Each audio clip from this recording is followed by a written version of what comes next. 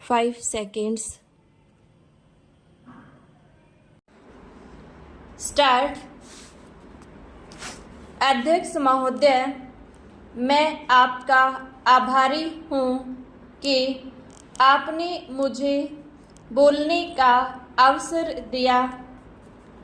इस देश के वर्तमान भारी संकट के समय में और विशेष रूप से उस समय जबकि हम लड़ाई से अभी निवृत्त हुए हैं और आकाश में लड़ाई के बादल दूसरी तरफ से आने शुरू हुए हैं, हमारे वित्त मंत्री ने जो बजट पेश किया है वे इसके लिए बधाई के पात्र हैं। यद्यपि भिन्न भिन्न पहलुओं को लेकर आलोचनाएं की गई हैं, लेकिन यदि उन कठिनाइयों को भी देखा होता कि राष्ट्र को किन किन संकटों का सामना करना पड़ रहा है, इस बात पर भी अगर मेरे से पहले बोलने वाले वक्ताओं ने विचार किया होता तो मेरा विश्वास है कि उनकी आलोचनाओं का आधार कुछ दूसरा होता। उन्होंने ऐसे कठिन अवसर पर यह एक संतुलित बजट पेश किया है, उसके लिए मैं उन्हें बार बार बधाई देता हूँ, लेकिन साथ ही साथ मैं अपना यह कर्तव्य समझता हूँ कि कुछ ऐसे विचार भी उनके सामने प्रस्तुत करूँ जिससे उनकी कठिनाइयाँ कुछ हल हो जाएं। उदाहरण के रूप में विगत 2 वर्षों में लेखा जोखा कमेटी में बैठने के समय मुझे ऐसा अनुभव हुआ है कि इस देश में 2-3 इस प्रकार की त्रुटियां मौजूद हैं जिनको दूर करने के लिए, जिनकी जांच करने के लिए यदि कोई एक कमेटी या आयोग बिठा दिया जाए तो राष्ट्र को, राष्ट्र की सरकार को, राष्ट्र के विकास कार्य को और राष्ट्र की रक्षा व्यवस्था के लिए करोड़ों नहीं अरबों की व्यवस्था फौरन हो सकती है। केवल शासन को जागरूक होकर कुछ कदम उठाने की आवश्यकता है। अभी कुछ छिपे हुए धन का जिक्र किया गया।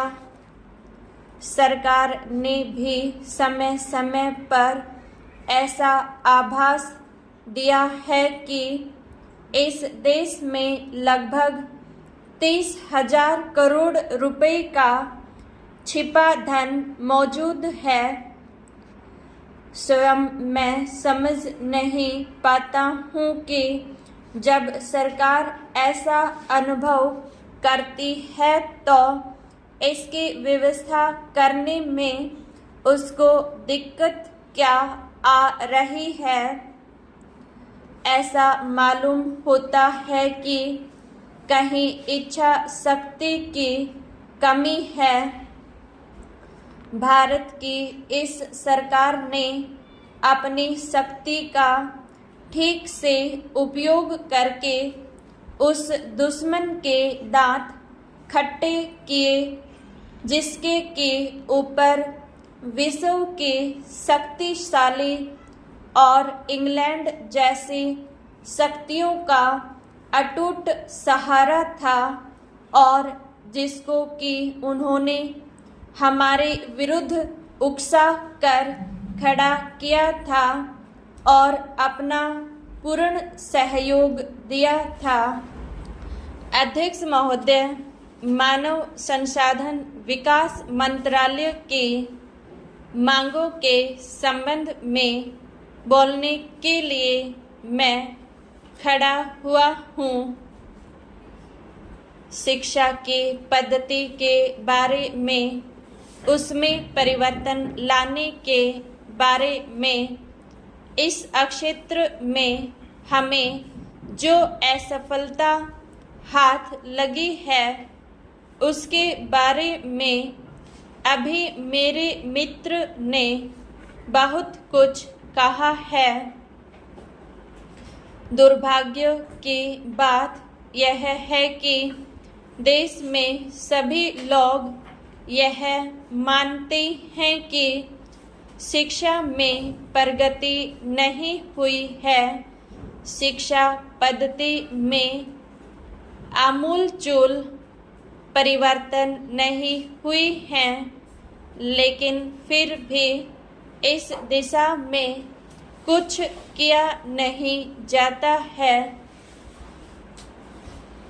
ऐसा प्रतीत होता है कि इस विषय में कुछ भी करने की स्थिति में हम नहीं रहे हैं। स्थिति ज्यों की त्यों चली आ रही है। इतना होने पर भी शिक्षा की मद पर होने वाला जो खर्च है और जो उसके लिए धन राशि आवंटित की गई है वह भी बहुत थोड़ी है। लेकिन उस पर न जाकर मैं आपका ध्यान इस ओर दिलाना चाहता हूँ कि मर्ज बढ़ता ही गया। जो जो दवा की वाली कहावत ही आज चरितार्थ हो रही है। जितने ज़्यादा आयोग और समितियाँ बैठी और जितने ज़्यादा शिक्षा पद्धति के बारे में छानबीन की गई, उतनी ही ज़्यादा बीमारी बढ़ती गई। बीमारी का इलाज न होकर और भी खराबियां पैदा होती गई। अभी मेरे मित्र ने माननीय मंत्री का ध्यान एक रिपोर्ट की तरफ दिलाया था। इस तरह की बहुत सी रिपोर्टें हैं। अभी सदस्य महोदय भी एक रिपोर्ट का जिक्र कर रहे थे। रिपोर्ट तो बहुत सी प्रस्तुत हुई हैं, लेकिन मंत्रालय ने उस पर कभी कार्यान्वयन करने की दिशा में कोई कदम नहीं उठाया। अपनी इस हालत को उन्होंने इसी सदन में स्वयं स्वीकार किया है। अपनी व्यवस्था को उन्होंने स्वयं यहाँ प्रकट किया है।